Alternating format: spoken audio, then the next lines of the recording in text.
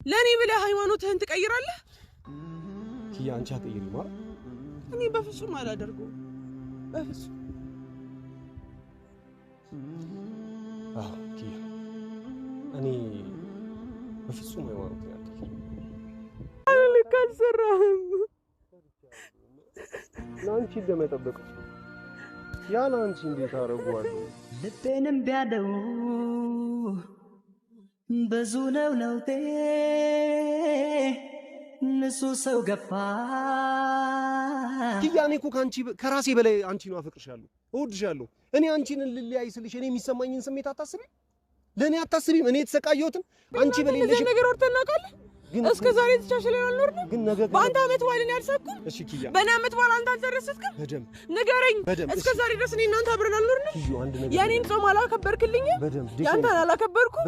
እና ሰው አዶ ያለበት እስላም ክርስቲያኑ ተዘነጋሽ እንደ ኢትዮጵያ መሆኑ አንቺም በሃይማኖትሽ እኔም በሃይማኖቴ መኖር እንችላለን አይጠበንም ቤቴ።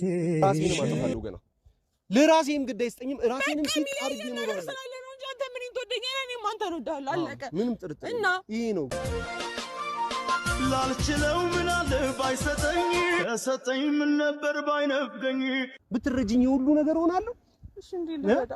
ምን ላድርግ? አንተም ሰጥለኝ እኔም ሰልጠላን ላይ ነው። ምን ላድርግሽ? እሺ መፍትሄ ብቻ የምርቅሽ ስለምወድሽ ነው ምን ቢከብድም ይሄ ግዴታ ነው። ፍቅር ብቻ አንዳንዴ በቂ አይደለም። አንዳንዴ ቤተሰብ የሚባል ነገር አለ። አንዳንዴ ሃይማኖት የሚባል ነገር አለ። አንዳንዴ የሆኑ በህይወት መፋቀር ብቻ ወይም መዋደድ ብቻ መፈላለግ ብቻ በቂ አይደለም አብሮ ለመኖር። ያው ከባድ መመለስ ያለብን በፍቅር ውስጥ በትዳር ውስጥ ወይም ደግሞ በተለያዩ አብሮነት ውስጥ መመለስ ያለባቸው ብዙ ጥያቄዎች አሉ። እነዛን ጥያቄዎች እየተመለሱ ወደፊት ካልተቀጠለ ዛሬ ላይ ችግር የለውም ብለን የምናልፋቸው ነገሮች ነገ በህይወት ብዙ አይነት ዋጋ ያስከትሉናል። በየቤቱ ያሉ ነገሮች ናቸው። እኔም ያንን ከማሰብ አንፃር ኪዩ ነገ ባይሆን ከነገ ወዲያ ዛሬ በቃ እኔና አንቺ የሆነ ቀን ላይ ልንለያይበት የምንችል አንቺም የራስሽ የሆነ እኔም የሆነ ነገር አንዳችን ለአንዳችን ባለን ፍቅር ብቻ ያንን ነገር በቃ አላረለ ሃይማኖቱን ነው እያልኳችሁ ያለሁት። ማለት ሃይማኖት በጣም ከምንም ነገር በላይ ነው፣ ከማንነት በላይ ነው፣ ከፍቅር በላይ ነው፣ ከህግ በላይ ነው፣ ከሁሉ ነገር በላይ ነውና ነገ ላይ ያው ዞር ብለን ስናስበው ወይም ርቀት ከሄድን በኋላ በፍቅር